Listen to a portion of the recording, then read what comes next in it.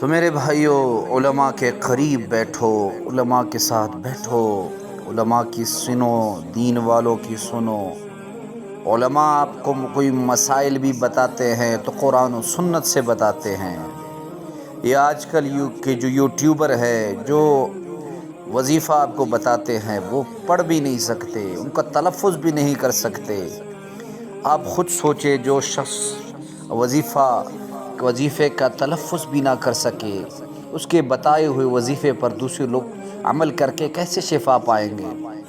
وظیفے کے لیے ضروری ہے کہ انسان پہلے اس وظیفے کو خود آزمائے، اس کے بعد یہ وظیفہ دوسروں کو بتائے۔ الحمدللہ جو وظائف آپ کو ہم بتاتے ہیں، 99% اس پہ خود عمل کرتے ہیں۔ الحمدللہ پہلے اس کا ورد خود کرتے ہیں، مجرب ہونے کے بعد اس وظیفے کا ذکر آپ سے کرتے ہیں۔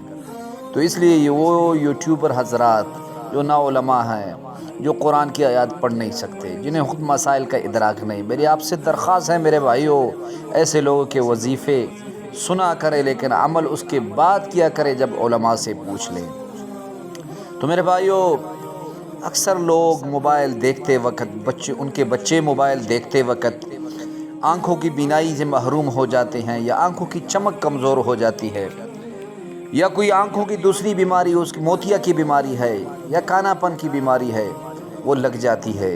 تو اس کے لیے آپ کو ایک مجرب عمل بتانے جا رہا ہوں، لیکن مجرب عمل بتانے سے پہلے آپ سے درخواست ہے کہ اگر آپ کو مسئلے کی سمجھ نہیں لگی، یا آپ کو کوئی اور مسئلہ ہے، تو کمنٹ باکس میں ہمیں آگاہ کریں، ہمیں بتائیں کہ ہم آپ کو اس مسئلے کا جواب دے سکیں۔ تو وظیفہ یہ ہے کہ عورتیں گھر میں مصلی پر بیٹھ کر، اور مرد حضرات مسجد میں نماز عصر کے بعد اگر جماعت پڑھ رہے ہیں تو جماعت پڑھنا ضروری ہے۔ اگر آپ جماعت سے رہ گئے ہیں تو کسی جگہ پر بھی ہیں، مرد حضرات عصر کے بعد سورۃ النبا عما یتساءلون 30ویں سپاری کی پہلی سورت کو دو دفعہ پڑھیں، 2 دفعہ پڑھنے کے بعد دعا کریں، اور اگر بچہ ہے تو اس کی آنکھوں پہ دم کریں۔ اگر آپ کی اپنی آنکھوں میں مسئلہ ہے تو اپنی انگلیوں کے سروں پہ دم کر کے اپنی آنکھوں پہ ملے، تو اللہ رب العزت آپ کو شفائے کاملہ عاجلہ عطا فرمائے گا۔